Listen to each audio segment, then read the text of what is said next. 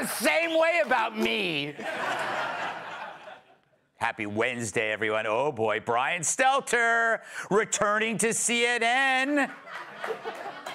The network also announced their office cafeteria will be open 24 hours a day. CNN claims that Stelter's hiring is a bold move to increase their workplace diversity by adding a potato. And who better to cover Joe Biden's last days than a vegetable? You know, Brian claimed that getting fired was the best thing that ever happened to him, even better than getting married, having kids, or when Wendy's created the Baconator. It's a good sandwich. Fun fact, after being fired, Stelter said he had moved to a horse farm. But now that he's finished eating, he's ready to return to work.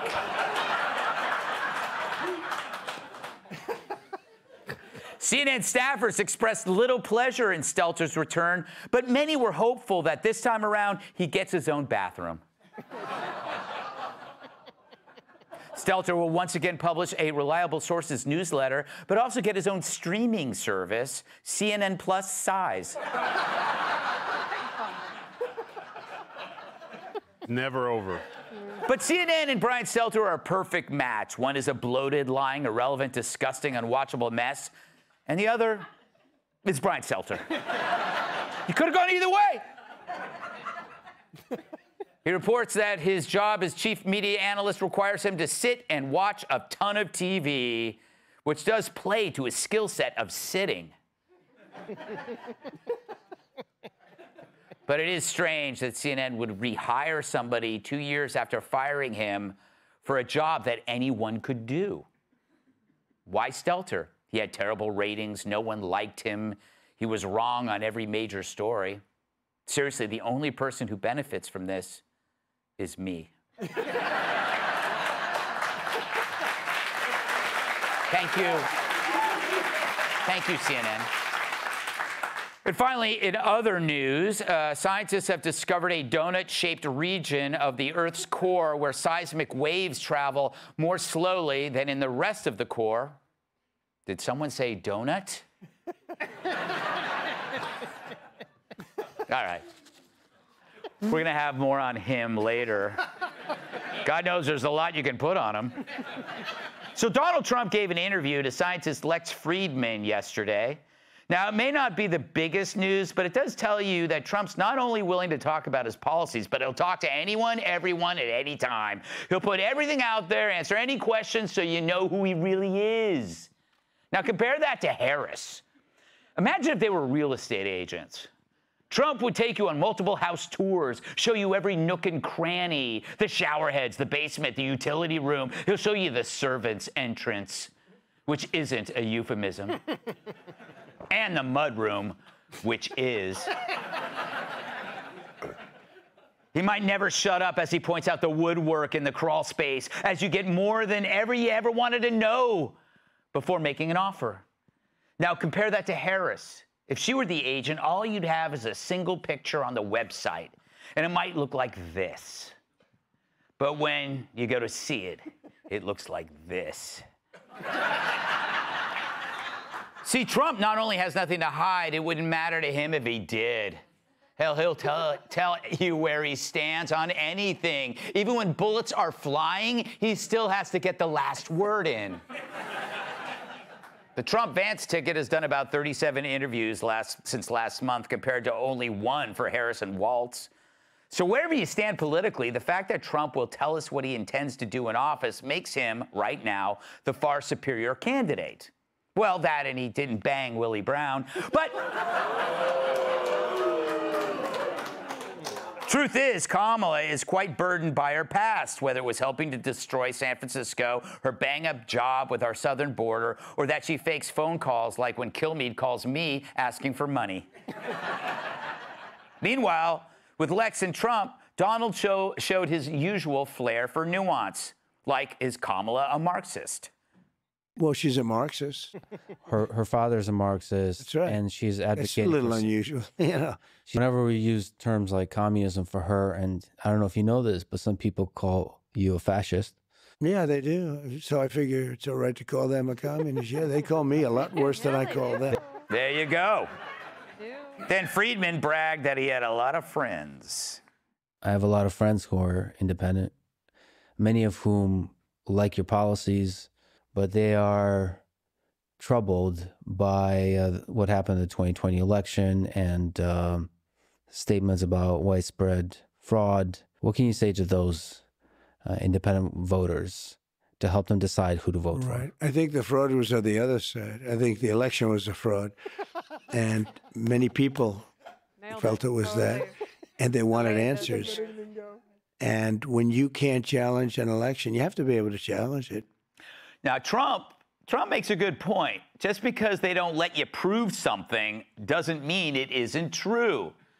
That's why until you come to measure my height, I still assert I'm 5'7". But what about UFOs? Of course, a lot of people are very interested in footage of UFOs. A lot of people are very interested in footage of UFOs. The Pentagon has released a few videos, and there's been anecdotal reports from fighter pilots.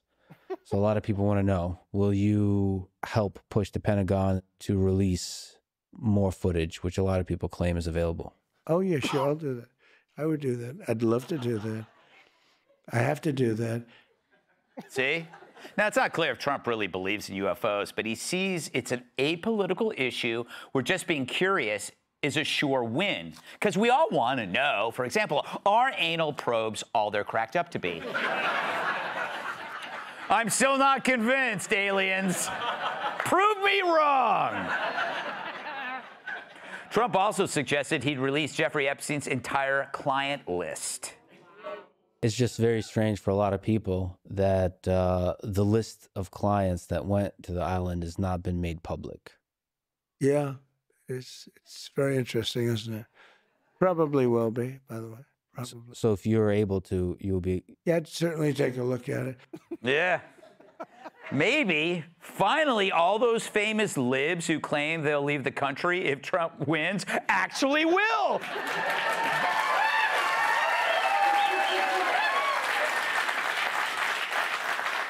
He also pondered God. I wonder if he thinks our country is missing a lot of religion. I think our country's missing a lot of religion. I think it really was a much better place with religion.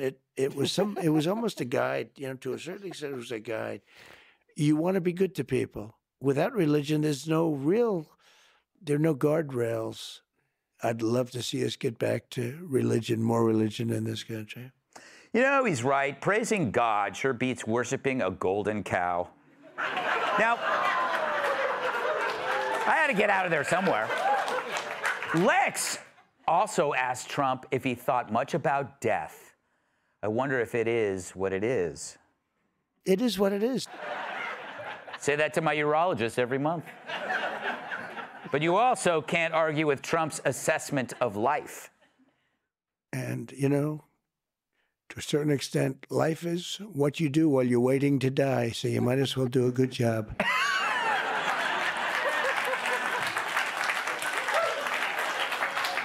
Take that, Aristotle, in your face, Plato. Trump pretty much sums up the meaning of life in his own way. Calm, thoughtful, no political bullshit, a little harsh, maybe. Just a billionaire everyman. The guy that Americans relate to far more than what's become of the Dems. I mean, look at their candidate, which her party is happy to hide, because transparency would only reveal a vast nothingness, a lonely cackle in the wilderness. A career hack that hides her views and led a palace coup against her boss. And yet it's Trump, the known quantity, who's the risk. But God forbid you be objective over him, because that'll only help him.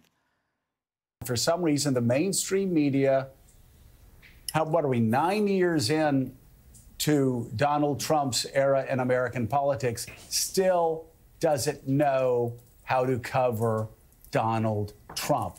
And their objective, and I put that word in quotes, their objectivity actually is not objective at all. It ends up playing to Donald Trump's advantage every day because they are so numbed by the hate. Okay, let me translate those anuses. if we play up the threat enough, then we don't have to be objective. It's a circular argument for retarded people. When I tell you being unbiased is wrong, I'm actually being biased when I say it, but that's okay because being unbiased is wrong.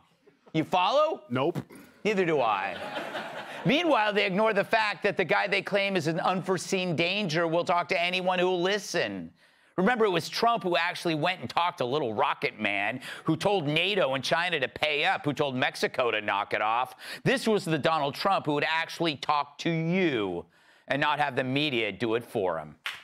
Let's welcome Terrence Duss! He's a political force who got kicked by a horse. Washington Times opinion editor, Fox News contributor Charlie Harris. She's known by one name, like Cher, Madonna, and Salmonella. Host of the Kennedy Saves the World podcast, Kennedy. Even after COVID, audiences insist he wear a mask. Writer and comedian Joe DeVito. And he didn't vote for Biden, and he still stayed black. New York Times bestselling author, comedian, former NWA champion,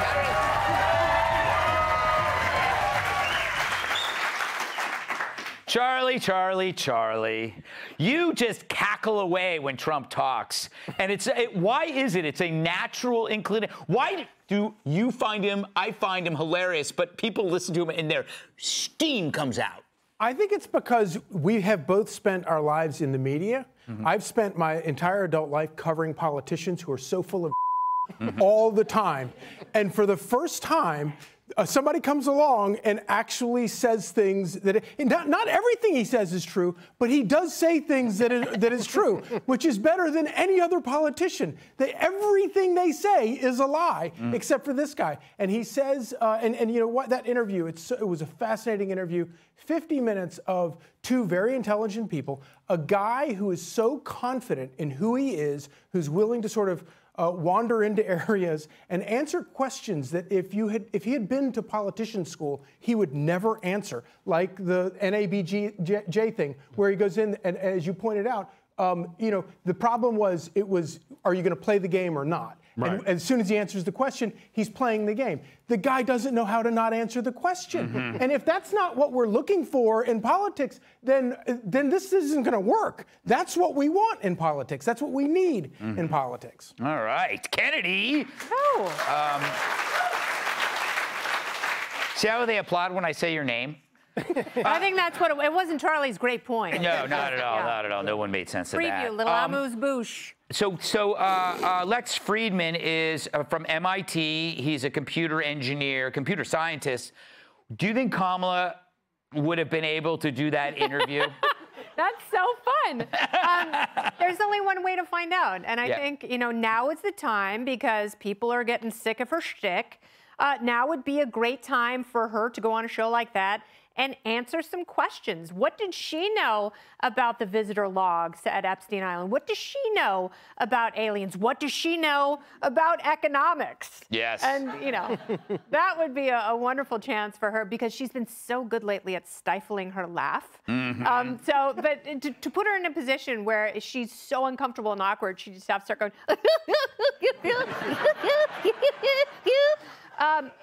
but every time Trump does an honest interview like that and talks about things that set you up to talk about anal probes, which I think is really, you know, the gift we've all received tonight. Hopefully a little something later from the grades, if you know what I'm saying.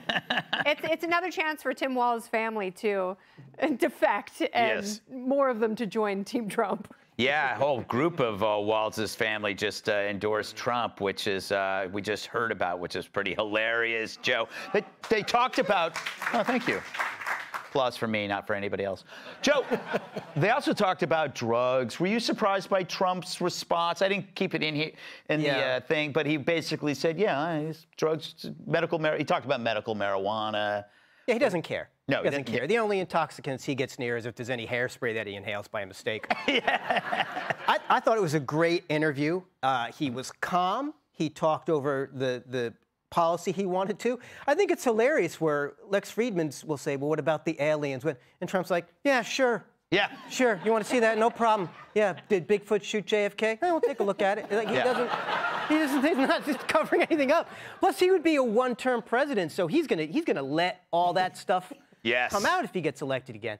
I think the most important thing I learned from this was, could Kamala Harris sit down for an unscripted, casual talk like that? Could she do an hour? Could she do 15 minutes? Could she do 2 minutes without having Tim Walz sitting in her lap like Mr. Bigglesworth, like she's petting her cat? So I think that's what we learned, and Trump came across really chill. And I think if she does talk to him, Fridman's a technology expert. Maybe he can explain to her how a phone works. If she doesn't seem to understand that, if you have headphones, you don't need to hold it next to your head. And if the Obamas are on speakerphone and you're wearing a lavalier mic and there's a camera in front of you, you don't need to go, oh, who's this? Yeah, Trump kind of mirrors the people he talks to. It was like he became kind of more almost like relaxed with Lex. What stuck out for you? I'm gonna be honest, man. I'm sure he's a great scientist, but I felt like I was being poured a warm glass of milk on my face every time he talked. I'm sorry. I mean, he might be a genius, but he literally sounded like the kid who doesn't read good in the 3rd grade reading to the class. And you're just, hey, today, guys, Spot is going to the farm, and the farm is red. And I'm like, you're a scientist? Like, I guess you didn't have time for speech class, bro. And I thought what Trump did was hilarious because he did what I would do. I think he thought he was with him. Like, no one talks this slow. I'll slow talk you. And they had a slow talk battle that was epic. I would have tapped out. I would have probably got physically aggressive with him. Like, you don't speak the up, I'm gonna kill you. Like, he just was so slow. You got to do it at 1.5 speed. No, I mean, I'm just telling, I just can't. Y'all have a friend like that who takes forever to spit out? And you're like, spit this out, man. Like, so it's only 24 hours in a day. But Trump did great. Yeah. But Lex, hey, cure cancer, cool. But don't talk about it. Well done. All right. So excited. Why CNN widened the doors and reinforced the floors. If you'll be in the New York area and would like tickets to see Gutfeld, go to foxnews.com/Gutfeld and click on the link to join our studio audience. Click here to subscribe to the Fox News YouTube page to catch our hottest interviews and most compelling analysis. You won't get it anywhere else.